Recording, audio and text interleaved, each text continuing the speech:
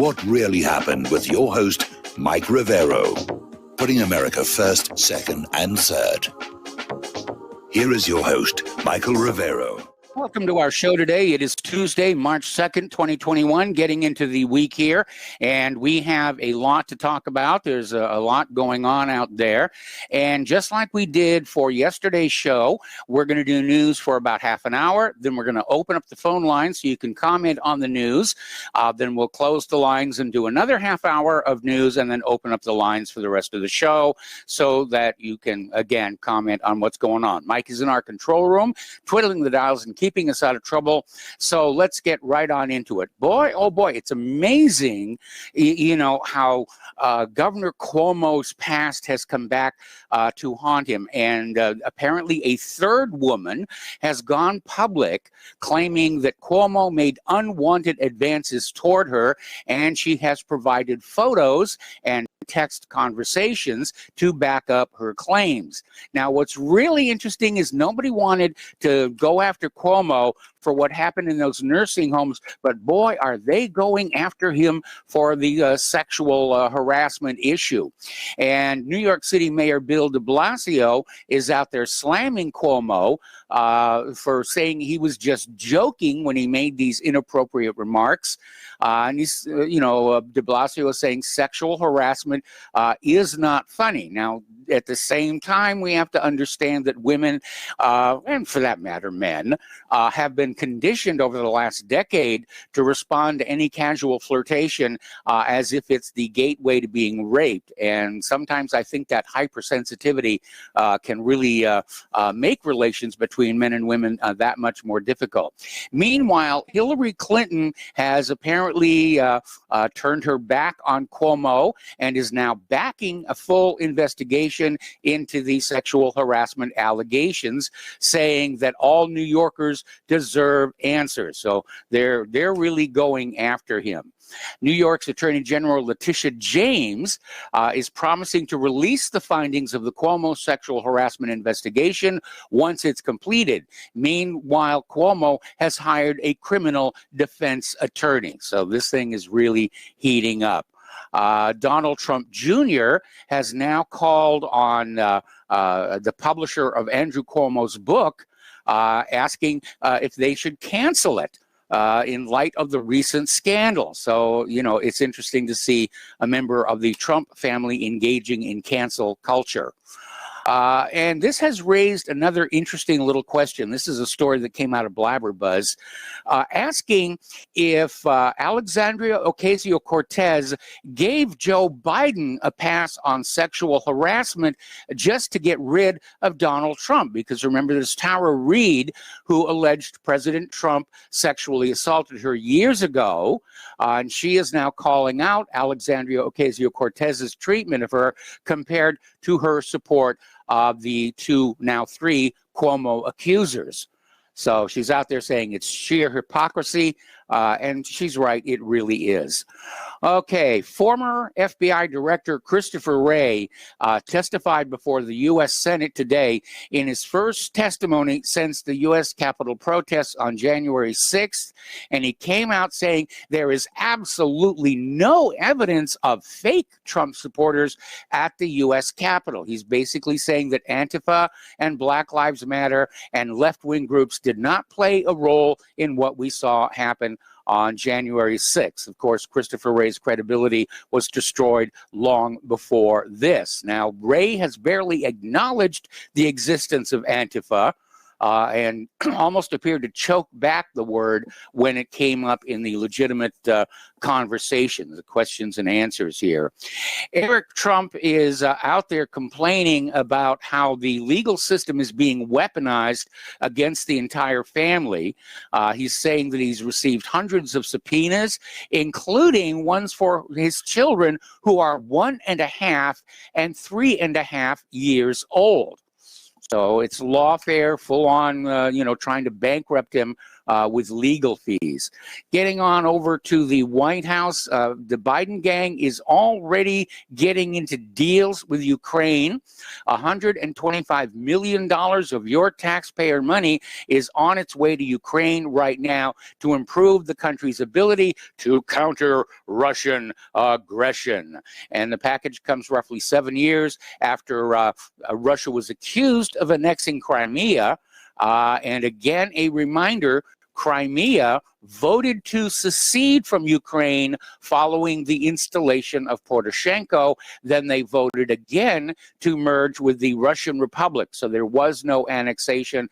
It's a piece of propaganda that is constantly being recirculated, and it is complete nonsense. This story is a little bit alarming. This is coming from National File. White House Press Secretary Jen Psaki confirmed yesterday that President Joe Biden will not be holding a live press conference in the near future, despite having been in office for over a month at this point. And this is raising eyebrows, especially after Biden's performance down in Houston, where he appeared confused. He mispronounced Democrats' names. At one point stated he didn't know what he was doing there. And it's looking more and more like Biden's mental condition is deteriorating even more rapidly than a lot of people were expecting. We're hearing that his Secret Service detail is leaking bits of information about his deterioration. We're getting other reports that Kamala Harris is already in the bullpen warming up for an eventual installation into the Oval Office. Getting on to the issue of election fraud, the Supreme Court is showing their double standard. They're agreeing to hear a case out of Arizona that would put new limits on voting rights lawsuits, but of course they refused the Trump campaign election cases. So the Supreme Court is definitely compromised and on the side of the vote riggers. Meanwhile, down in Georgia, their House of Representatives passed an omnibus bill that would reform a range of election rules, including absentee voting, voter ID for absentee voting, time limits for voting, and so forth. It was a 66-page bill, House Bill 531. It passed the Republican majority chamber on a party line vote of 97 to 72 and is headed to the Georgia Senate. This prompted an immediate response from Democrats who protested outside the Georgia state capitol, over this idea of requiring voter ID for absentee voters. Because after all, it's harder to cheat when you have to prove who you are and where you live. And this voter ID issue really is very silly. You need ID to drive a car. You need ID to buy alcohol or tobacco. You need your ID certainly to buy a gun. But the Democrats are saying, no, you don't need an ID to vote. It's racist. It's absolutely racist. And they're still pushing that. Meanwhile, down in Texas, Medina County Justice of the Peace Thomas Ramirez was arrested last month along with 3 others, and they are facing 150 charges of voter fraud, including 1 count of organized election fraud, 1 count of assisting voter voting ballot by mail, 17 counts of unlawful possession of a ballot or ballot envelope. And so, it's still happening out there. They're still trying to dig this rot out of our system. Getting into other news, we're coming up, on the trial of George Floyd, the police officers who shot George Floyd, rather, and prosecutors want to reintroduce a 3rd-degree murder charge against Derek Chauvin. Who was the police officer who basically shot from outside the building and hit George Floyd. So they want to go after him for 3rd-degree murder. We reported earlier that Minneapolis officials had hired 6 locally popular social media influencers to broadcast messages to try and calm things down during the trial of Derek Chauvin. And this triggered a huge backlash. It had a budget of over $1 million, but it hit such severe criticism from all sides that they have now canceled that project completely. Okay. Let's look at what's going on. It feels like we're heading to a crisis. And, you know, we've got these wars are escalating all over the place. We have all this racial tension here in the United States of America. And we know that if there is any incident that would justify the president to declare a national emergency, then there are certain executive orders that would be automatically triggered. And you really need to take a look at some of what these orders are. Executive Order 10990 allows the government to take control over all modes of transportation, highways, and seaports. Executive Order 11003 allows the government to take over all airports and aircraft, including commercial aircraft. Executive Order 11005 allows the government to take over the railroads, inland waterways, and public storage facilities. Executive Order 10997 allows the government to take over all electrical power, gas, petroleum, fuels, and minerals. I mean, it's an instant dictatorship. Executive Order 10998 allows the government to take over all food, resources, and farms. Executive Order 11000 allows the government to mobilize civilians, that means you, into work brigades under government supervision. Executive Order 11001 allows the government to take over all health, education, and welfare functions. And basically what it all comes down to is these executive orders grant the president total dictatorial control over the country. It's just this trap that's waiting to be sprung if there are like nationwide riots or anything that would justify the president saying we are under a national emergency right now. Little bit of lighter news. Last Sunday were the Golden Globe Awards, and their viewership fell 60% from last year alone. Something I think it was like 5.4 million viewers. And that's actually less people than watched President Trump's CPAC speech online. So I guess the American people are just getting tired of these entertainers who think they have become our social leaders and directors, and they just tuned on out. And I don't watch those award shows anymore myself either. All right, let's talk a little bit about COVID-19. Some new developments there. Florida now has the COVID variants from Great Britain, Brazil, and South Africa. And Houston has become the first U.S. city to detect every super COVID variant, including the homegrown mutations from California and New York. And this is being bandied about to remind you to get your vaccination and wear your masks and yada, yada, yada, yada, yada.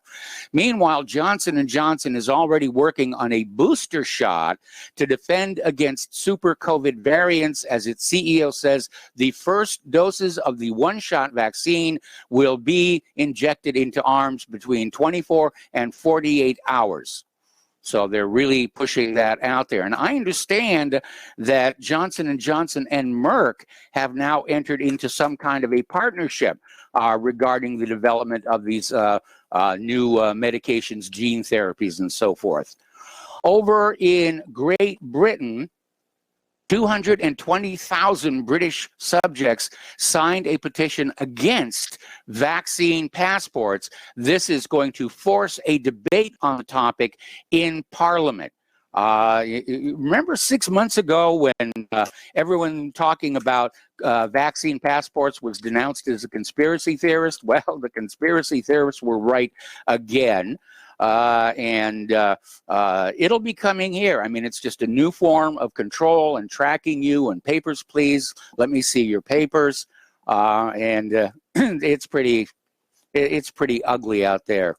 Again, over in Great Britain, there is a new scandal emerging that members of Parliament and SAGE, which is the organization that is keeping track of the COVID-19 progress, if you will, are all heavily invested in the vaccine industry. Imagine my shock.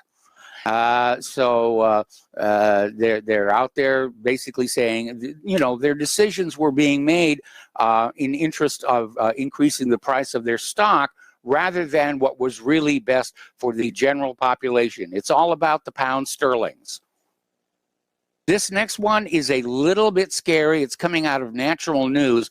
Over in Utah, doctors have discovered something rather worrying in recent mammogram screenings taken at the Breast Care Center in Salt Lake City. Women who were recently injected with these experimental COVID gene therapies suffer from abnormal inflammation of the lymph nodes in their breasts. And this is a symptom of breast cancer. Now, nobody knows if they're going to come down with breast cancer or not, but they are definitely showing the symptom. And a lot of people are very, very concerned about this. You know, with this gene therapy approach, you know, adverse side effects, which some are showing up rather rapidly, but there could be adverse effects that don't show up for months, maybe even years, or they may not even show up until the next generation. Again, going on back and looking at the thalidomide scandal. Over at CDC, the number of vaccine injuries reported to the CDC after the COVID vaccines climbed by nearly 4,000 in just 1 week. About a third of the deaths reported occurred within 48 hours of the vaccination. 48% of the people who died became ill within 48 hours of being vaccinated. So something is unfortunately not working there. Story coming on out from the Gateway Pundit. They're pointing to new evidence showing that the United States government and the American scientific establishment were involved in a cover-up of the true origin of COVID-19. And according to this article, financial interests and the scientific establishment have never wanted the true source of the COVID-19 virus to be revealed, despite the fact that its laboratory origin was suspected early in the onset of the pandemic. And I was one of those out there saying somebody dropped a test tube.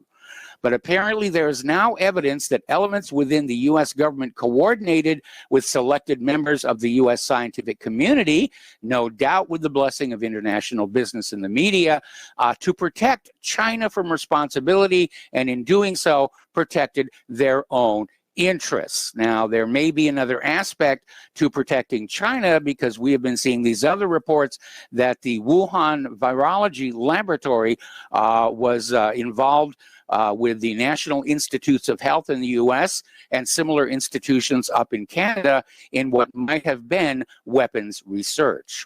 Over in Israel, Netanyahu is saying that Israelis may need to get a COVID vaccination every 6 months. And I wonder how much vaccine stock Netanyahu currently owns.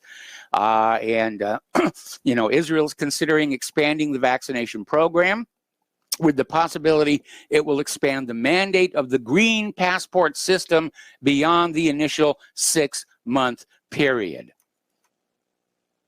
Everybody is using this for their own political or economic agenda. Also from Israel, they have rolled out what's called a freedom bracelet, and you should be worried with a name like that. It is a tracking device, and it's being presented as an alternative to a 2-week quarantine for anyone entering the country from abroad. And the device looks like a smartwatch. It's being produced by a company called Supercom, which has previously worked with governments of several countries on systems to track and monitor prisoners. Oh, you know, enjoy your little freedom bracelet there. All right, we're coming up here on our first commercial break, and when we come on back, more news, and then the phones will open at the bottom of the hour. So stay tuned. We'll be right back. Welcome back to our show. And again, a friendly reminder that Republic Broadcasting Network needs your continuing support in order to go on keeping the American public fully informed so that they can make good choices. And first of all, thanks to everybody who has been donating to Republic Broadcasting. I wish I could say it's enough. It's not. We need more. And I'd be down on my knees begging, but getting back up off my knees would require a chain hoist. So once again, that postal address where you can send a check, money order, or if you prefer anonymity cash is Republic Broadcasting Network, 2251 Double Creek Drive, number 302, Round Rock, Texas, 78664. The phone number where you can make a credit or debit card donation is 800-724-2719, extension 3. And don't forget, if you mail in a donation for $100 or more, include your t-shirt size and a return address, and you'll get one of the official RBN t-shirts and the appropriate bragging rights appertaining thereto. And don't forget the front site deal is still going on. Righty, getting on back to the COVID-19. Over in Germany, whistleblowers are coming forward to say that 8 out of 31 residents in a care facility, that's 26% of the patients, died after taking the Pfizer vaccine. And it all started with this video in German that attorney Rainer Fuhrlich published with a whistleblower who works in a nursing home. And since the interview came out, other whistleblowers in Germany who work in nursing homes have also stepped forward. Some of them have video footage showing residents being held down and vaccinated against their wishes. So it's really getting ugly there. Story that just came in over in Sweden. A professor has quit the researching COVID-19 following fierce backlash over his findings that the illness poses a low threat to children, which undermines the political argument that schools cannot reopen. Okay. The World Health Organization has come on out saying it is unrealistic to expect the pandemic to be over by this year. So that's why they're talking about wearing the masks into 2022. And remember back in March of last year when they were saying, it's just going to be a 2-week lockdown to even out the cases for the hospital. And here we are in March of 2021. And we're still somewhat locked down. There's definitely a pushback happening right now. Another article that is touching on something that we have talked about a lot. This is from LouRockwell.com. And it's basically claiming the number of COVID cases has been faked in various ways, but the most extensive strategy is relabeling flu cases as COVID-19. And the definition of a COVID case basically would also apply to influenza. There's nothing unique about the definition. And we already know that that flu is reportedly almost non-existent in this country this year, with last month being normally the peak of influenza season. So, yeah, it does appear that a lot of cases of ordinary seasonal flu were claimed to be COVID to keep those numbers up, to keep the fear factor going on. This next story actually relates back to the one about the Swedish epidemiologist who just quit. Head teachers in 2 primary schools in England have written to parents this week requesting that children, 5-year-olds, wear masks in the classroom when schools reopen on March 8th. In the masks here. In a little bit of good news, and this was all over the net earlier today, Texas has reopened 100%, no mask mandates. This basically starts tomorrow. Where the Texans can go about just proudly displaying their real faces to everybody. And as I mentioned the other day, even though Governor Holcomb here in Indiana has the mask mandate going on till the end of this month, we're seeing just a lot of people just not bothering anymore, just really just not bothering. A psychiatrist has claimed the ongoing coronavirus pandemic has caused the world to suffer from mass delusional psychosis. This is coming from Dr. Mark McDonald, and he said the true public health crisis is not the virus, but the fear of contracting it. And he's saying this highly irrational fear is going to have a lasting effect on children, since their own parents and grandparents are responsible for instilling that reaction. Dr. McDonald cited a December 2020 article written by S.G. Chia for EV Magazine, and her article mentioned a number of otherwise irrational behaviors that have become normalized in the current time. This includes parents being kicked off planes because the children would not wear masks, and people having hysterical meltdowns when they see somebody without a face covering. And we're going to take another break for commercials. We're going to go ahead and open up the phone lines, area code 512-248-8252, and we'll be right back. Welcome back to our show. The phone lines are open, area code 512-248-8252, and we're going to go to Jim in Montana. Hello, Jim. Welcome to the show. What's on your mind today? Hey, Mike. Oh, yes. Man. I hope your callers are starting to get excited when they start to hear me on the show. I bring the goods. Okay. I think you've seen that a time or two.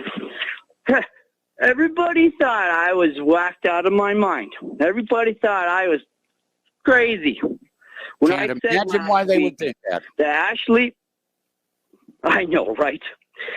I said last week, Ashley Babbitt is alive and well, and that shooting and the part where they had an agent had shot her and whatnot. Yeah, the Capitol policeman. Completely. Okay, Jim, we're going to have to respectfully agree to disagree, and we're going to switch over to Mary in Virginia. Hello, Mary. Welcome to the show. What's on your mind? Hey, brother from Indiana. Yes. How's Santa Claus doing? Well, we don't have the tourists we'd like to have over here, and the last snow just melted, so barring something unforeseen, it looks like spring is actually starting to show around here. Amen. Amen. Don't you love it? Yeah. The seasons. Well, yes, very much. I mean, sir. In Hawaii, we only had 2 seasons, hurricane and tourist. Yeah. No shit. If Please, you have one. watch your language here. Oh, pardon me, sir. Okay. So what's on your mind? Bacterial pneumonia. Okay. Most of the masked people are getting bacterial pneumonia. Yes. And do you understand teeth are like prevalent to health? Yes, I understand that deeply. I'm dealing with a little of that myself, but that's all going to get taken care of this weekend. Oh, really? Yeah. Because I was going to give you a big time money to take care of it, but I'll give you money for other things, right? Okay. All right. That'll be fine. You understand truth, right? Well, I understand facts. Truth very often. Facts. Yeah, facts. I want the facts. Just the facts, ma'am. Yes. Truth, facts. Correct, sir. How is Claire? Claire is doing wonderfully well. She's, across the hall in her office working on music. What kind?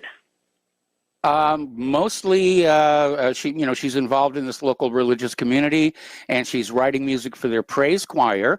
And if you go over to mellophilia.net, which is spelled with a PH, you can listen to the music she's worked on throughout the years. This ain't homophilia, is it? No. Mellophilia means, a love of music, passionate love of music. Oh, that's cute. You want to hear about the gay BCs? Yeah, we actually have a story in our talking points about it, but go ahead and share it because this is something. It's part of the indoctrination of school children that I am not pleased with. My God, can you believe it? A, Ellie, B, bi, C, coming out, D, drag. Yep. Is that insane? It's very insane, and like I said, I'm an easy, kind of guy here, and whatever consenting adults want to do with each other, and a camel is fine with me. But we've got to take care of the kids, and this is not taking care of the kids. Children. Yeah. I call them children. All right. Well, we'll use your terminology. Like some people call him Huashe. I call him Jesus Christ. I don't call him Huashe, whatever the hell. You mean Yeshua? I do not believe in calling him anything but Jesus Christ, my Lord. Okay. But anyhow. Yeah. Yes. I'm listening to you. Hello? Yes, I'm here. We're waiting for you. Do you have anything more for us? I'm waiting for you to talk. I thought you were like stuttering. Hey, you know that oh my God, what is his name? Steve Elkins. He is a smooth talking guy. Yes, he is, and he's very knowledgeable. And we're glad every time. You're the most. Our show, and of course, Mondays. What you don't understand is how intelligent you are and what a gift you have. Steve is fantastic, but you are beyond, comprehension. Thank you. I mean, you should have seen my intelligence, before decades of substance abuse. I was really something impressive back then. What do you mean? That was an attempt at humor. But yes, I know I'm intelligent. I used to belong to Mensa, and I did score very high on intelligence tests. Mensa is a social club. Mensa is Latin for table, and it is an organization, a social club for people with high IQs. Oh, no shit. Yeah. Well, I mean, gotta watch that language. I have many offspring with that thing, but they're dumb as shit. Please, Mary, watch your language here, and we're going to let you go. Thank you very much for the phone call, and we're going to switch to Al in Canada. Hello, Al. Welcome to the show. What's on your mind? Hi, Mike. I got your joke like right away. Okay. Didn't take very long because I do have an IQ over 140. Anyway, I sent you an email, a link. Yes. And lo and behold, it's from the CDC, genome surveillance for SARS-CoV-2 variants, which is what they say causes COVID-19. Viruses are constantly changing, and this includes SARS-CoV-2. Yes, they mutate. Especially RNA. You already know that. Yeah. So right there is no cure. There's no money in cures anyway. I mean, they're making their money with constant treatments and vaccinations. That's where the big bucks are. You mean genome therapy? Well, that's the new buzzword. And as long as they can get everybody to take it, they make much more money. Yeah, and of course, these things haven't been tested over a long period of time. Nope. And a lot of bad things can happen, unforeseen things can happen, right? What do they call that? Blowback. It definitely could. In fact, I'm looking at this other story where so far 34 cases of pregnant women have undergone miscarriages or stillbirths after receiving the COVID-19 vaccine. This according to the Vaccine Adverse Event Reporting System. And we're hearing more of the same coming from Europe.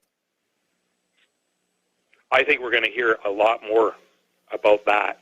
And infertility, right? I think this was, just the way things are going. Yes. And the simple fact that, of course, flu numbers are down. Yes. They're almost non-existent. Cold. Yes. Cold, just the common cold. I mean, this PCR test, I don't even like talking about it because I know it's such a joke because it's not a diagnostic tool. Anyway, no, it was never intended so to let's be. just say they run it for 30 cycles and they pick something up. What are they picking up? How do they know what they're picking up? What are they comparing it to? Well, as I understand it, they're basically looking for a pattern that suggests a coronavirus. But as I understand it, the PCR test would also show positive for influenza or the common cold. Yes. And they say, oh, it's Yes. COVID-19. That's the buzzword. Yeah, and number 8 chromosome. Yes. If you keep running it, which every human on the face of this planet has. Absolutely. So, so in actual fact, I mean, we've gotten to the point now where this is just crazy.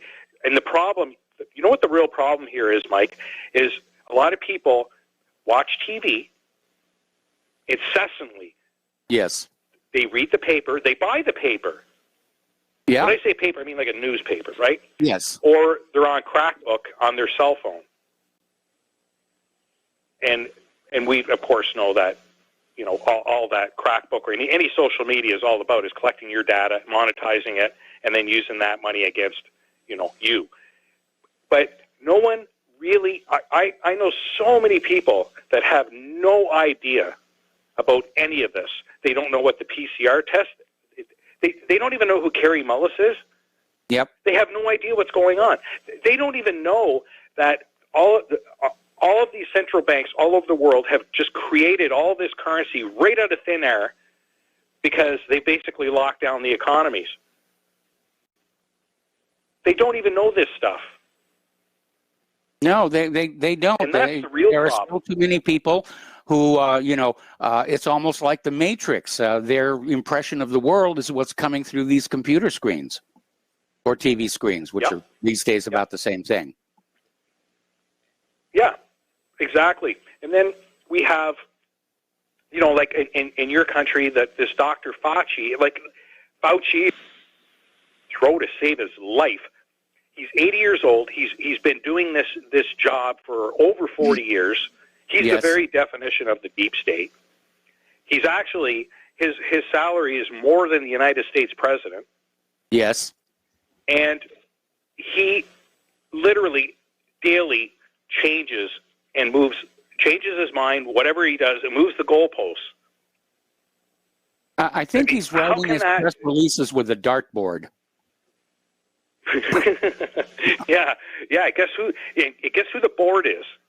Yes. We are. Right? It's society. Yep. And if anyone is paying any attention whatsoever and seeing this, they understand that there's something going on here. This is not right. And people are definitely afraid. Mike, I'm seeing more and more people driving and walking on the street wearing a mask. It's insanity. I agree. You I mean, when I get in my car, I take my mask right off because, these days I try and make it entertaining. I get funny masks and stuff like that. So, try and get a reaction. Masks in my country are mandatory. Okay. Well, they're mandatory here in Indiana until the end of the month. Well, they're mandatory, like citywide, right? They're cities and townships and whatever. They're the ones that create these, these little bylaws where you have to wear a mask here and there. You know what I'm starting to do now, Mike? Yeah. I'm starting to just as I'm leaving a supermarket, before I even exit the door, I take my mask off. I won't put my mask on until I'm in the supermarket. Mm-hmm. Literally, and you should see people looking at me like the horrors. And once in a while, I'll look at them, the ones that are really scared. I said, you got a bed to hide under, right? You know that. This has gone beyond the point of being ridiculous. If you're going to try and change people's minds, you have to know when they're ready to look at objective evidence. And you have to do it in a way where their defensive mechanisms don't kick in, because people they tend to build their identities around their beliefs. So it becomes part of their personality. So when you challenge those beliefs, they react as if you have insulted them personally. And hopefully you don't get hit. Oh, I know, Mike. Yep. Well, I know. I'm not trying to change anybody's mind. I'm not trying to do that.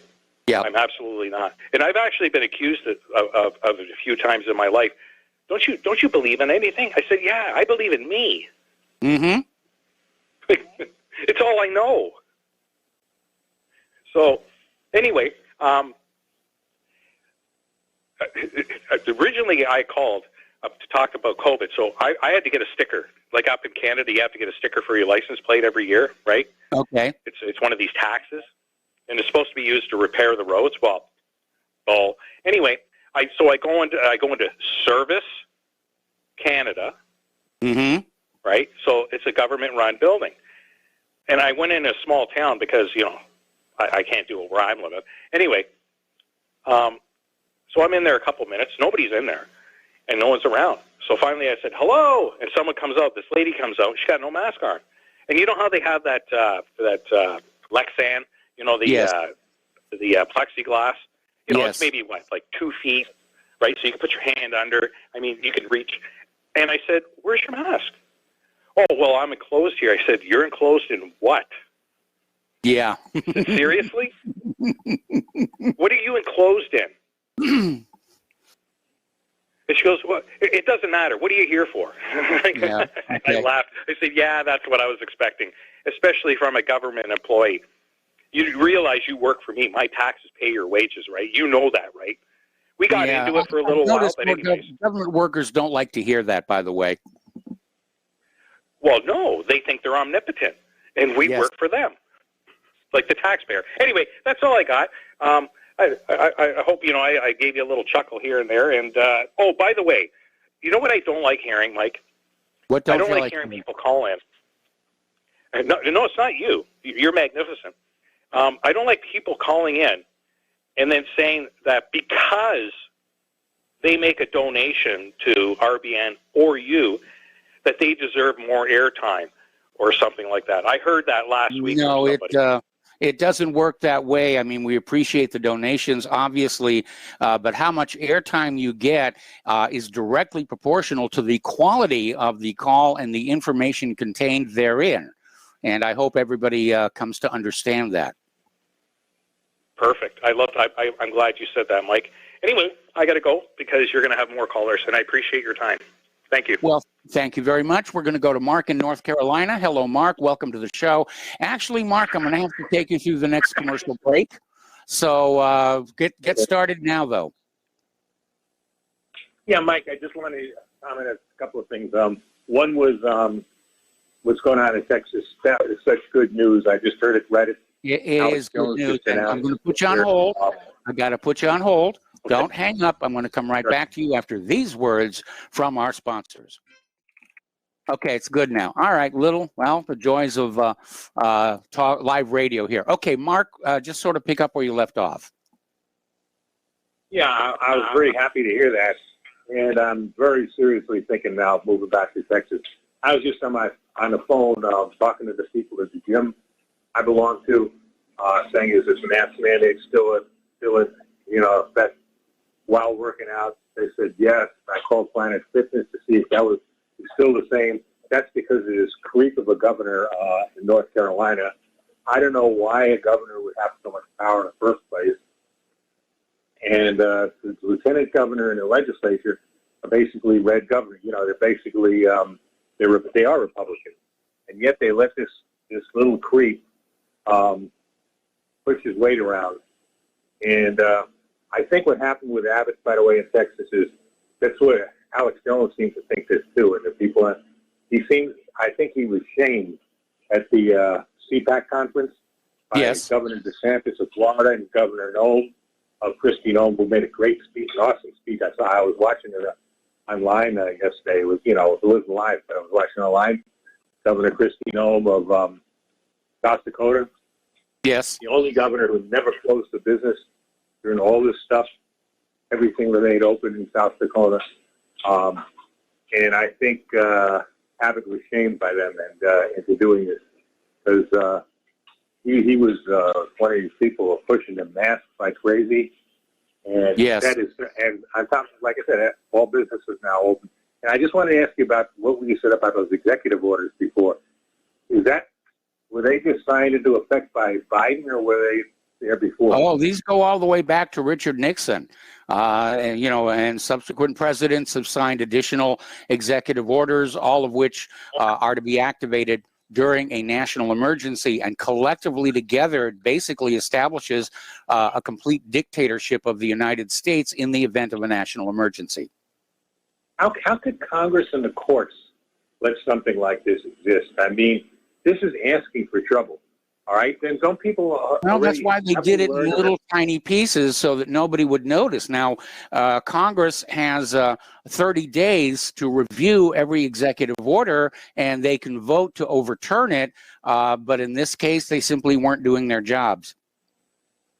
Well, thank God we do have states' rights here, and hopefully the states are ready to take something. Well, I don't think all states are, but you see what's happening in Texas now. This goes totally against what Biden and his cronies want, and I think that hopefully states' rights will lead the way, even if it comes to secession of a number of states or a splitting up of the United States, because we can't keep on going like this. Yeah, we can't. It's just too bad. And people. All righty, I'm going to have to let you go. There's the music here, and we're going to take one more phone call after the station identification break, and then we're going to be closing our phone lines and getting on back to the news. So stay tuned, and we'll be right back. Welcome to our show, hour number 2. We're going to take one more phone call left over from the last half hour, and then we're going to close our phone lines. So let's go to Steve in West Virginia. Steve, thank you for waiting. What's on your mind today? Yeah. Hi, Mike, and thanks for taking the call. Listen, I'm just curious if you got to listen to that interchange between Tucker Carlson and Naomi Wolf. I heard of it. I didn't actually get to watch the entire video, but give us the highlights. Mm-hmm. Well, I mean, she just talked about how the vaccines and the whole COVID thing. You could tell that she thinks it's a bunch of baloney. Yes. How it's really it's taken on the face of Italian fascism and authoritarianism. And what I wanted to tell you is that if she just got suspended from Twitter yesterday for talking about it, but yeah, there's a lot of liberal people, progressives, whatever you want to call them, that are totally sick and tired of this. They don't want to take the vaccine. They don't believe in it. And they don't believe in, the COVID. They're talking about just like what you're talking about, the flu. Mm-hmm.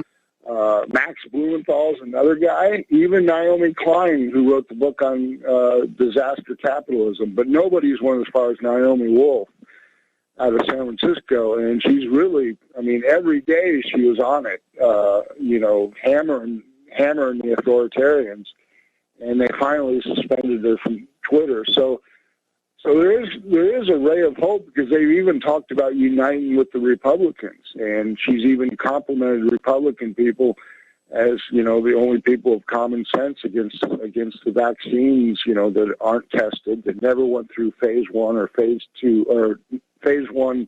Yeah, these are not approved treatments. They're being put out under emergency authorization. And I just had a story posted by one of our members at whatreallyhappened.com. It's from Natural News. Apparently, oncologists over at Sloan Kettering are saying that the mRNA vaccines inactivate tumor suppressing proteins, meaning it has the potential to actually promote cancer. And this is something that definitely needs to be looked into. And it's not the first time that vaccines have been linked or have been pointed to as increasing or causing cancer. Yeah, Mike, when I talked to you last week, your last comment was that you thought you were curious, you thought there was something in the vaccines that they wanted to get into all of us, but you didn't know what it is. No, I don't know enough about genetics to be able to determine that. But just the salesmanship the pressure for everybody to get these gene therapy vaccines, in the face of a disease that just really isn't all that dangerous, especially to children. It just raises the hairs on the back of my neck. Now we're seeing all these problems with women who are having stillbirths and miscarriages after getting the vaccination. If there is a sterilizing agent in this vaccine, we're not really going to see it for at least another 9 months to a year, when all of a sudden, people are finding they're unable to have children. Pardon me.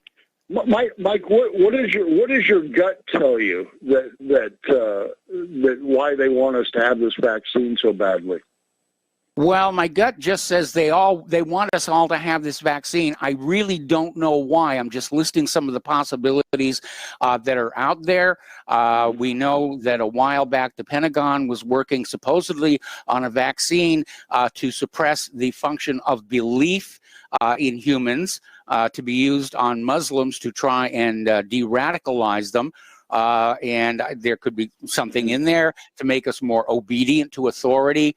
The possibilities are pretty much endless. But again, I'm looking at all these women who are losing their babies after getting the shot. And that to me is, there's something scary going on here.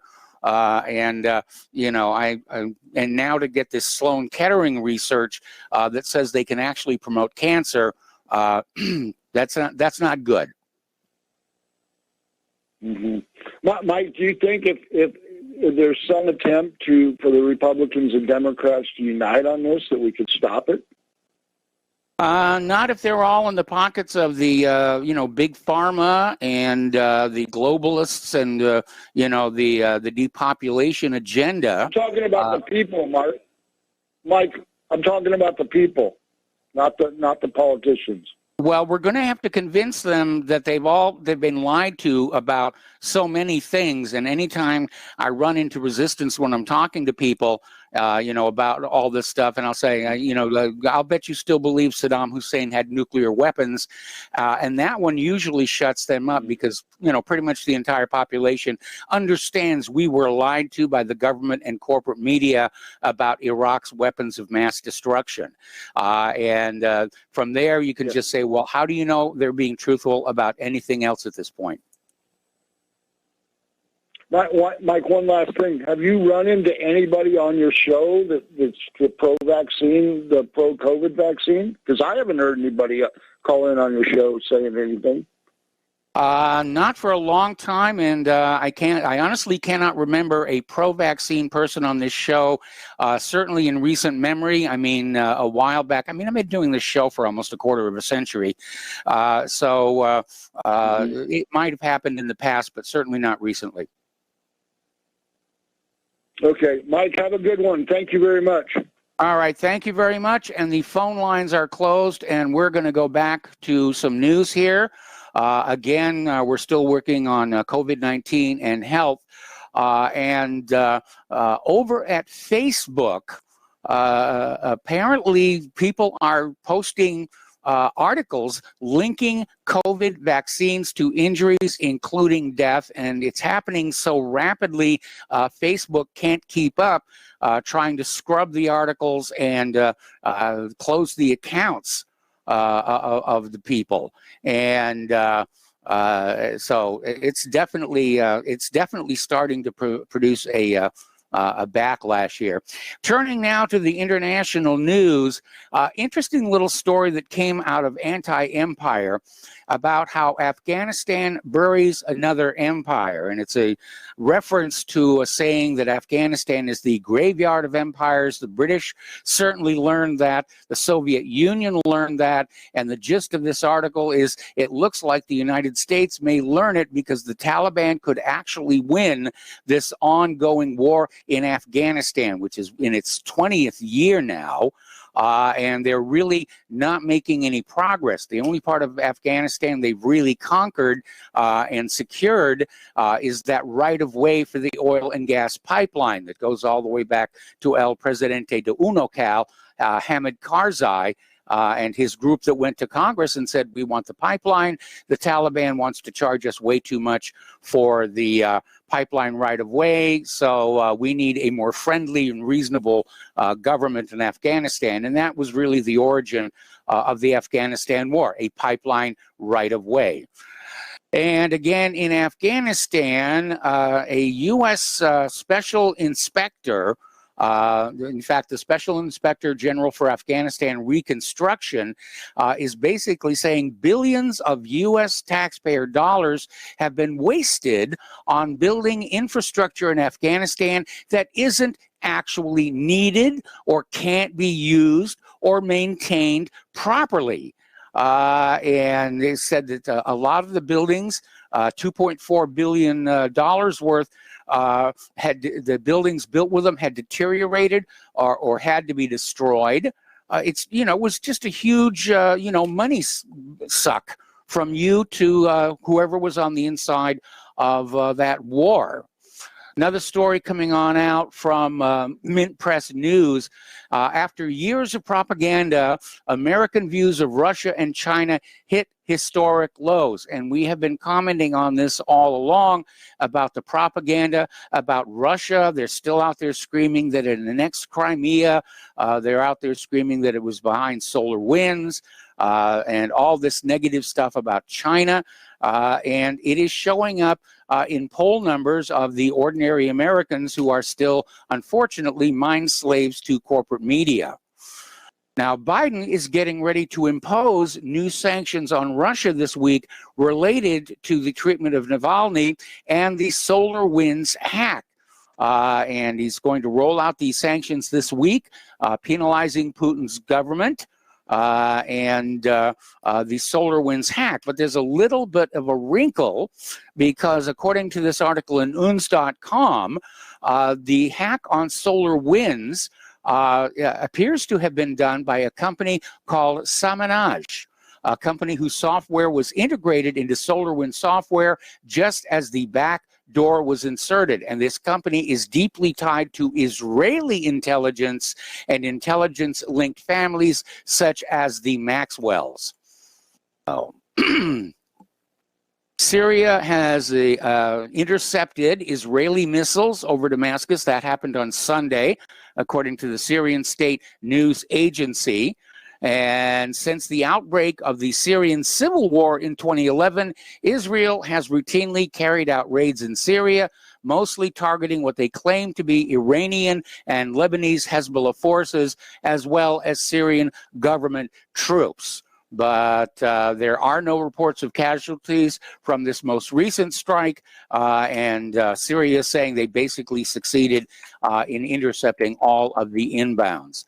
A little bit of a whoopsie over there in Israel. This is from Richard Silverstein.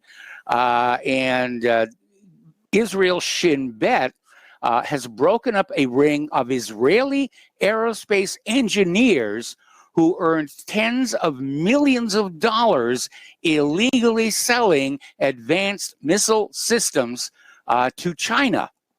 They basically sold the technology.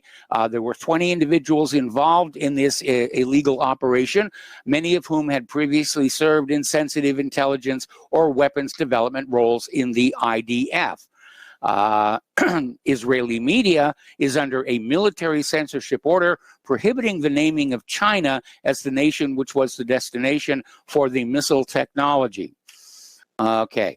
The U.S. Navy has handed a new contract to Raytheon for versions of its Coyote small unmanned aerial vehicle configured as loitering munitions, otherwise known as suicide drones.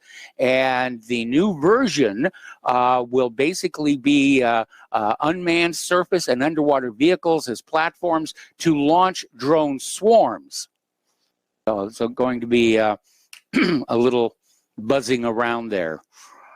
All righty. This is an interesting story. It's been about, 20 years since the introduction of the stealth bomber, the B-2.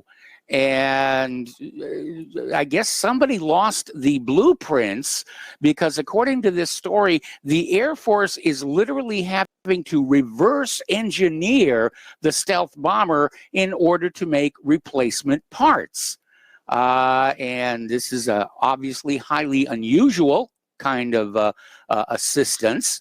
But you know, they're out there trying to keep those planes flying, and apparently whoever was providing the spare parts is no longer in business or no longer on the favored list, and the information to rebuild those parts apparently is not at hand. And by the way, I got an email the other day talking about NASA's Space Launch System and wondering why we don't just start rebuilding the Saturn V.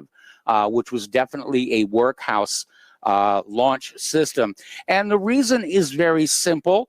All of the jigs and machines used to make the Saturn V have already been scrapped. And if you're going to have to start from scratch, with something that is using the most up-to-date technology that is available. Getting into the economic news, the House of Representatives has raised the child tax credit to $3,000, but only for 1 year. Meanwhile, Democrats, including Bernie Sanders and Elizabeth Warren, are pushing Biden to give Americans recurring direct payments on top of the $1,400 checks, in his latest COVID relief bill. This is a step toward the universal basic income or socialism idea that has been floated around. The crypto markets bounced back. They regained billions. Bitcoin recovered 15% up. And analysts are saying there's a resurgent mood in the air. Elizabeth Warren is unveiling plans for a wealth tax on all Americans with net worths higher than $50 million. And Democrats are getting ready for when they've passed the $1.9 trillion stimulus plan, which the House passed last week. Now it's headed to the Senate for that one. And obviously, all of the nation's billionaires are going to be on the warpath for Elizabeth Warren because their idea is they should keep their billions, and that you ordinary Americans struggling to get by should bear the burden of all the new taxes. Story coming on out from Patriot Rising talking about the global inflation nightmare. And we have been hearing warnings about this for a long time. And if you thought authorities all over the planet could print, borrow, and spend money like there's no tomorrow without consequences, then you were not paying attention. And since the beginning of what we were told is the COVID pandemic, there has been the greatest monetary binge in world history, which is going to cause enormous problems, along nightmarish inflation. They can't find the cash sinks for the surplus cash to be drawn to in order to prevent the rising prices. And when the value of money is tied to nothing, more money is always the tempting solution for those in power. Just crank up that printing press. One of the warning signs that is out there is the economic recovery in China appears to be stalling. And one of the consensus views in 2021 was the Chinese recovery, bolstered by very optimistic estimates of growth in services and exports, but that is beginning to stutter. February figures were very, very weak. And as China goes, so goes the world. And so now the global recovery is in doubt. And these are very rough economic times. And for those of you who are getting a COVID relief check, my advice would be don't rush on out and buy a new big screen TV or anything. Apologies to the electronics industries. Convert it into silver or gold and just stick it someplace safe because we are going to see Weimar-style inflation hit this country. It's only a matter of time. A senior advisor to President Joe Biden is saying the White House will act without Congress to develop proposals for reparations or direct payments to African Americans. This is coming from Senior Advisor Cedric Richmond. He says, we don't want to wait on a study. We're going to start acting now. I certainly have an issue with reparations. All of the people who were slaves are already dead. All of the slaveholders were already dead. Everybody is equally free now, which is to say we're all equally slaves. Just take a look at that 1040 form. And, you know, what about the descendants of white people who were abolitionists, or the descendants of white people who, like my ancestors, ran a station on the Underground Railroad? I mean, do we get a discount? Do we get any kind of a benefit out this? Or is this simply another loot one body to give the money to some other body in the hope that they'll continue to vote for them? Righty, getting into the immigration and naturalization area, Biden has told the Mexican president, we look at Mexico as an equal, not as somebody who's south of the border. So it looks like the North American Union concept is being brought back, where they want to basically erase the borders between the United States and Mexico and the U.S. and Canada. I can imagine the Canadians will be a little bit more resistant to that idea than Mexico will. We have to take a break for commercials. We'll be back with more news after these few words.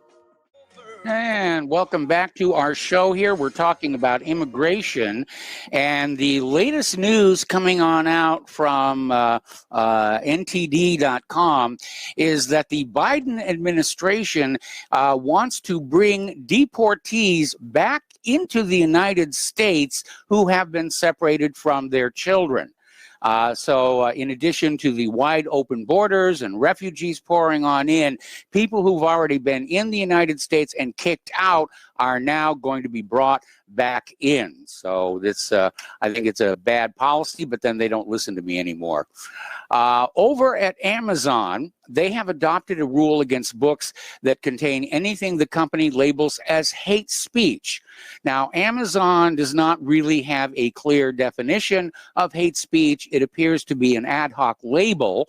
And it was only noticed after Amazon recently banned a book that criticized transgender ideology. We talked about that last week. So it's not clear what Amazon means by hate speech. It may just simply be anything that's politically inconvenient, is going to be dropped from the Amazon bookstore. Okay, speaking of books here, you're going to love this one. This is coming out of the Daily Mail in Great Britain. 6 books by Dr. Seuss are going to stop being published because of racist and insensitive imagery. And this was after Biden dropped Dr. Seuss from the Read Across America Day. Now, I am sure that you, like I, when we were younger, read the Dr. Seuss books, and we've certainly seen the movies made from those books. They're very good. They're about teaching young people how to read, and I personally have never seen anything in them that I could construe as racist or insensitive. But apparently, the woke crowd, the politically correct crowd, they're like the witch hunters in Europe. When they're being paid to see witches, they'll see witches everywhere.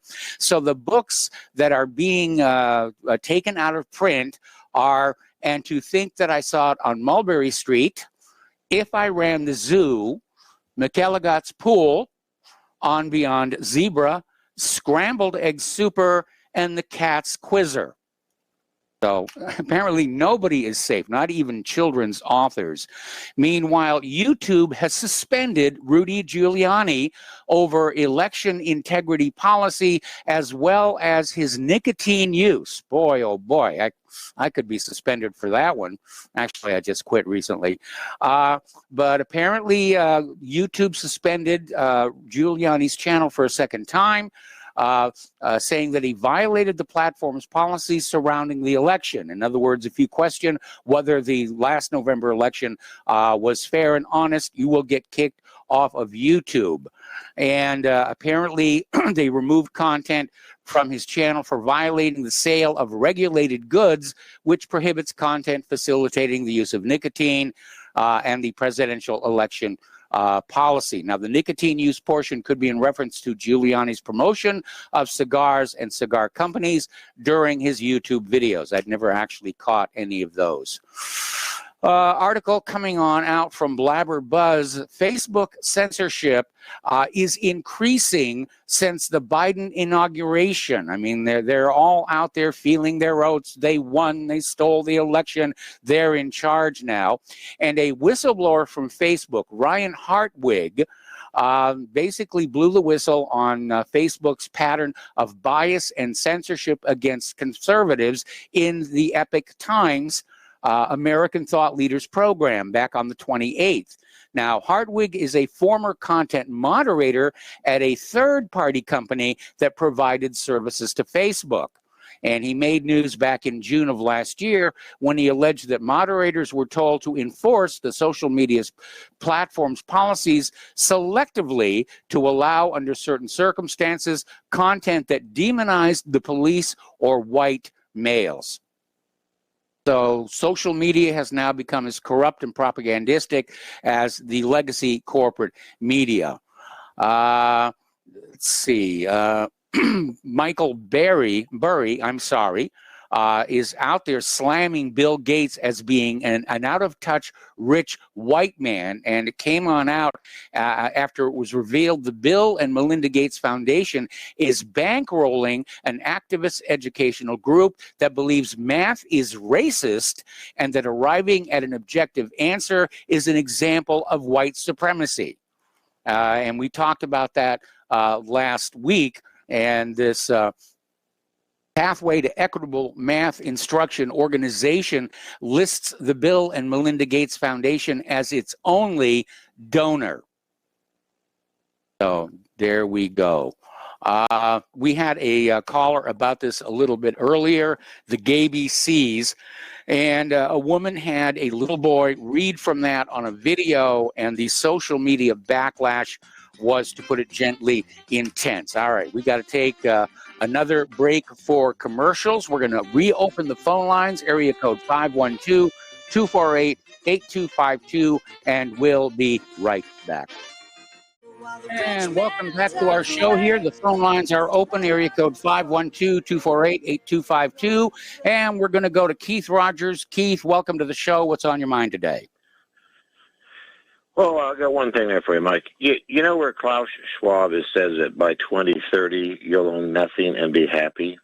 Well, I know he says that. I don't think it's going to happen. Well, the reason I'm saying that is, you know, it's one thing to look at how the government shut this country down as part of this New World Order thing, but the countless articles about the end of private land ownership and the Fed buying up everything is that, you know, the American dream used to be, you know, getting married, having children, getting a home. And now everything that a person has worked for all their lives will be taken to pay for all this UBI stuff. Yeah, I know. So it's a weird form of socialism. Maybe this is what they meant by the third way. Well, yeah, you know. But I just think of the fact, you know, you can bet those billionaires aren't going to be losing any of their stuff like that, you know. Oh, no. They're in their own private little club, and, you know, they they definitely want socialism is for the great unwashed. Right. So anyway, I decided to pass that on there because even the UN is talking about it. New York, I mean, California. I mean, again, imagine you, I'm just going to say this. My father left me my home. Yes. And then suddenly, you're not going to own property anymore. Yeah. I mean, that's ridiculous. So anyway, my best to you. Okay, Mike. All right, thanks an awful lot. We're going to switch over to Joe in Nome. Hello, Joe. Welcome back to the show. What's on your mind? Sorry, I must have got cut off yesterday. I don't blame you, and I don't want to talk about Edgar Mitchell. Over at iceagenow.info, they have an article saying overnight last night they had a massive earthquake swarm in Reykjavik. And they haven't detected any movement of magma, but they're really worried. Over 1,000 tremors overnight there, and they've already got lots of seismometers there, Yes. but they're talking about getting more. Have you ever reported on the Gackle Ridge, the underwater mountain range in the Arctic Ocean? In the Arctic or Antarctic? The Arctic. The Arctic. Isn't it an extension of the Mid-Atlantic Ridge, which runs right through the middle of Iceland? Correct, yes. Apparently, some submersibles, remote ROVs were sent down to check this out, and it turns out it's more active than it's ever been, as far as we know. Okay. They were afraid of actually melting the cables on the ROVs. Yeah, that can be a problem. Diddy, knock it off. Sorry about that. We're dog friendly here. This global warming business has nothing to do with CO2. It has to do with underwater volcanoes. Well, that's a big part of it. A few years ago, they were trying to blame the El Nino current on global warming. And then scientists discovered that at the point where the El Nino current originates, there are a whole bunch of active volcanoes on the ocean floor. And that's where the heat was coming from. And a lot of this stuff is definitely geothermal in origin. Well, yeah. I know that. And if it's minus 20 outside and you go out and throw some hot water in the air, you get lots of snow. Yes, you do. And by the way, it was my dad that made El Nino a household word. Okay. And he didn't believe in global weather, anthropogenic global warming. Okay. I don't agree with him on a lot of things, even if he's chief of polar programs for National Science Foundation. But on that, we did agree. But no, he's passed now. 14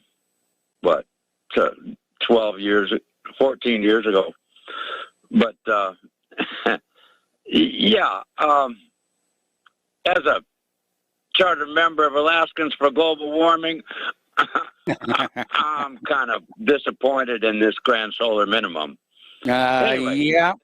We have an organization called Minnesotans for Global Warming that's put out some very charming videos, which you can find on YouTube. Okay, then. All right. Well, carry on. All right. I will do my best. Thank you for the phone call. We're going to go to Dan in Washington State. Hello, Dan. Welcome to the show. What's on your mind? Hey, 2 points real quick. On the vaccine, the mRNA, if you're trying to convince someone not to take that, call it, if they hate Trump, call it the Trump vaccine. And if they hate Biden, call it the Biden vaccine. So I've had success with that, actually. Okay. Well, I just say, shared that Sloan Kettering story with my wife, and she's a little freaked out about it, and I'm certainly going to be sharing this, with my doctor when I see her next week. Yeah, it's good information. Well, that brings me to my next point: BlackRock versus Bill Gates. Yes. Bill Gates is kind of being put I believe he's being put as kind of a punching bag or a front man, even though love him or hate him, I don't agree with everything he says. Mm-hmm. But it's important to consider BlackRock because as far as how much power they have, BlackRock controls like $8 trillion in assets last time I looked, and it's global. So they own a piece of the media company. They own a piece of the military-industrial complex, the military complex, the medical complex. So, it's just, and the head of that is Larry Fink. Okay. So if you compare, like, BlackRock to Bill Gates, the amount of power, I think BlackRock could actually overthrow governments, as far as overthrowing our election, all these things. I think they actually have legitimately enough power to do that type of stuff. So what do you think about? Well, they obviously have a they're lot kind of of more dangerous because. Yeah, they are more dangerous. There's no controls here. We have these billionaire individuals and these billionaire corporations playing around with our societies and our governments, and they're not elected by the people, to do that. And it seems we are in that transitional stage from the nation state to the corporate state. Yeah, exactly. And that BlackRock seems to be Bill Gates might be a little piece of that, but BlackRock seems to be one of the key players in that. And it is global. They own mining in Europe and Africa and America, and it's very scary. So that was my main point. And it's hard to keep track of those guys because it's like that octopus picture of the Federal Reserve. They just own a little piece of everything. So they're kind of in the shadows there. So. But anyway, thanks a lot. Have a good day. All right, same to you. The phone lines are mostly open, area code 512-248-8252, and we're going to go to Kelly in Austin. Hello, Kelly. Welcome to the show. What's on your mind today? I heard one of your callers mention an earthquake swarm at around Reykjavik. Yes. My wife and I were in Iceland for 3 weeks back in 2019, and of course I had geological maps and whatever, and I studied them, and we traveled all around the island. It's a beautiful place. It's not. Oh, absolutely. I'd move to Iceland. I moved to Iceland in a minute. But the mid-ocean ridge runs both to the west and to the east of Reykjavik, and they're tied together by a right lateral transform fault that offsets the ridge. Okay. And so what happens now is that you get periodic slippage along that transform fault, and as part of that transform fault, moving on that transform fault, that would have accounted for an earthquake swarm there.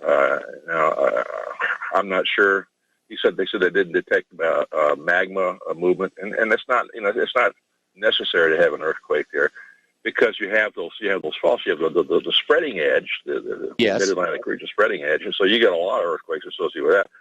But then along those transform faults, that transform fault doesn't run too far to the south of Reykjavik. You're going to get a lot of movement on that, and I suspect that's probably what it was. Well, I hope you're right, and I hope they're not looking at another huge volcanic eruption there. But I mean, that's what Iceland is just one big field of volcanoes, and they do tend to yop every once in a while. Oh yeah. We stayed at a bed and breakfast or an Airbnb right at the foot of the big volcano, the Eyjafjallajökull, they call it. Yes, and that's the one that blew its stack several years ago and disrupted air traffic all across northern Europe. But I mean, it's a volcanically active island. It really is. Oh yeah, it's a beautiful place. Wonderful people. I say it's the whitest place I've ever been. I wouldn't mind living there. Wonderful people, highly educated people as well. And it has a great Nordic culture. They're all descended from Vikings. Yes. They're just wonderful people. Just wonderful people. But I suspect that the earthquake there was related to slippage along that transform fault. And if that's the case, that there may not be another one following that for some time. But those earthquakes are really commonly associated with that, and the earthquakes along the Mid-Atlantic Ridge are also very, very common. And of course, it's very active there as well. And like I said, I hope you're right, because the last thing Iceland needs is another major eruption. I remember that story from some years ago, where there was this lava flow was threatening to literally cut off one of their key harbors. And they all got out there with fireboats and anything that they could put a pump and a hose on, and they just kept pouring water onto the approaching lava until it built up a natural dam and kept the harbor mouth open. Yeah, that might have been over at Keflavik.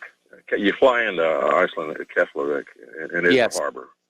I suspect that was probably the place there. And Keflavik and Reykjavik are, in English, it's about 35 miles apart. Yes. So, but Reykjavik is on the water, but it's not a port. Keflavik is the big port there. So, yes. So I suspect that's what it was. And there are active volcanoes right there too. Yes, there are. Okay, Mike, thanks for taking the call. Yeah. All right, thanks an awful lot. We got a lot of phone lines open right now. Area code 512-248-8252, and we're going to go to David in Iowa. Hello, David. Welcome to the show. What's on your mind today? Mike? Yes. Hi, Mike. Hi. Yeah, I was at the computer. I don't have a computer at home. I was at the computer a couple of weeks ago, and I was on Dr. Sherry Tenpenny's websites. One of them is vaxxed.com, Vaxxter.com, Vaxxter. Mm-hmm. And she said in there, anybody that takes that jab within 4 to 14 months will die. And I like a fool, I didn't copy it. I was going to come back, and I forgot it. So I came back several weeks later and tried to find it again. And where I think I found it, it's been deleted. I'm not surprised. Yeah, it's under. And I'm sure that Sloan Kettering story is going to vanish too.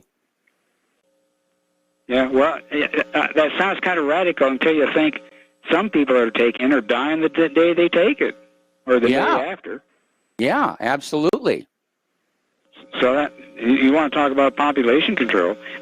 Somebody that's sharper on computers than me could go through there and look at that. It's on Vaccines Part 2 Updated. There's a Vaccine 1, a Part 1, a Part 1, a Part 2 Updated, and a Part 1 Updated.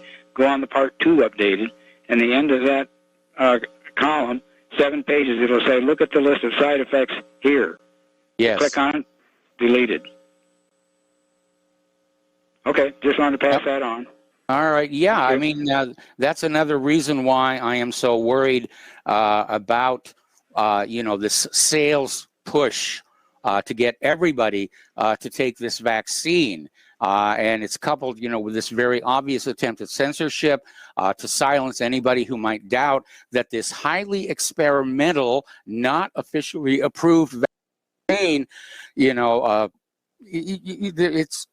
it's dangerous. It's clearly dangerous. The adverse reactions are increasing. And those are only the ones that are being reported to the Vaccine Adverse Events Reporting System, or that make the news media. And for all we know, more people are suffering adverse effects that maybe aren't quite as severe, or they don't recognize how severe they are, and so they kind of keep to themselves. But especially when you're tinkering around with the DNA, the adverse effects may take months and years to show up, or may not even show up until the next generation. And like I said, think back to thalidomide. Think back to the swine flu vaccine of 1976. Caution is appropriate when dealing with this issue. And again, probably that Sloan Kettering article is going to get Orwellized as well, because somebody somewhere does not want anybody to discourage people from getting this highly experimental, not officially approved vaccine shot into their arm. All right, we got to take a break for commercials. We'll be back with the last segment of our program after these few words. Welcome back to our show, last segment of our program today, and we're going to finish up here with a little bit of news. Over in Great Britain, the prescription of puberty blockers to children under the age of 16 has been pretty much barred since last December, unless expressly signed off by 2 specialist doctors and later approved by a court. However, an investigation by the Daily Telegraph found that Europe-based online clinics are using a legal loophole to skirt that regulation. And pharmacies in Britain are still accepting prescriptions from doctors within the EU, allowing online clinics in Europe to prescribe English patients underage with these sex change drugs. That's another thing that is being pushed really hard, and I have to wonder what's going on there.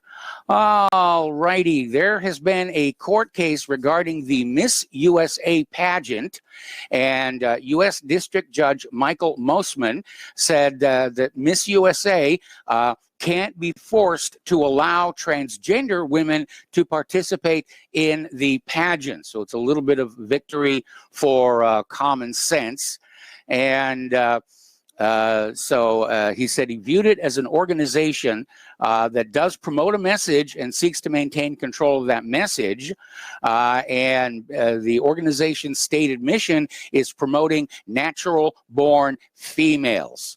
So a little bit of common sense there. And you know, it's a sign of the crazy times we're in that somebody actually sued, some guy actually sued the Miss USA contest to be allowed to enter. And it's just, I'm sorry, it's just, it's out there here.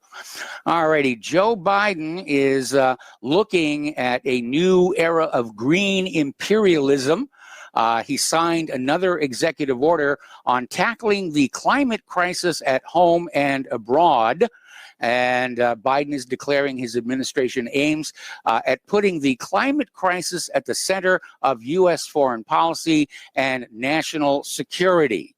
And I think any sober observer of today's situation will agree this is a piece of insanity. But then we're kind of aware that Joe Biden is a few Big Macs short of a Happy Meal at this particular point. One of the interesting links that we put on whatreallyhappened.com today, the Perseverance rover has 2 microphones on it that have been used to actually capture what it sounds like to be on Mars. Mostly it sounds like wind blowing, and of course the noise from the rover itself. And so if you hunt this link down, there are 2 playbacks. One is just the unfiltered sound from the microphone, and the other they have worked to remove or reduce the noise from the rover itself so you can hear the wind. Now the Curiosity rover had a microphone as well, but it was damaged during the landing, and which is really unfortunate here. All righty, so there's the music. Time for me to get on out of here. Stay tuned for John Stedmiller. I'm sure he's got lots of interesting things to share with you. Please spread the word of Republic Broadcasting. Spread the word of whatreallyhappened.com. Please donate. It is more urgent than ever before. We'll be back tomorrow. Aloha, America.